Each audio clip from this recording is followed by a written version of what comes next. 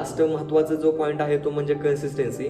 जर तुम्ही कन्सिस्टंट तुमच्या डाएटशी, तुमच्या वर्कआउटशी, तुमच्या झोपेशी नसाल तर तुम्हाला फॅट लॉसमध्ये हा कोणताही चेंजेस दिसणार नाहीये. तर तुम्ही कन्सिस्टंट राहा तुमच्या डाएटशी, वर्कआउटशी.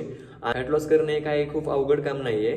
फक्त तुम्ही ह्या 3 कीज लक्षात ठेवल्या, त्या म्हणजे तुमची डाएट, वर्कआउट अँड तुमची कन्सिस्टन्सी, तर तुमचे फॅट लॉस 100% होणार. फॅट लॉस करणं काही मोठी गोष्ट नाहीये जर तुम्ही तुमच्या डिसिप्लिनने राहाल आणि ह्या 3 गोष्टी फॉलो कराल. त्या म्हणजे तुमचा वर्कआउट, तुमची डाएट आणि मेन पॉईंट कन्सिस्टन्सी. ह्या 3 जर गोष्टी तुम्ही प्रॉपर जर फॉलो केल्या तर तुम्हाला 100% फॅट लॉसमध्ये इम्प्रूव्हमेंट दिसेल.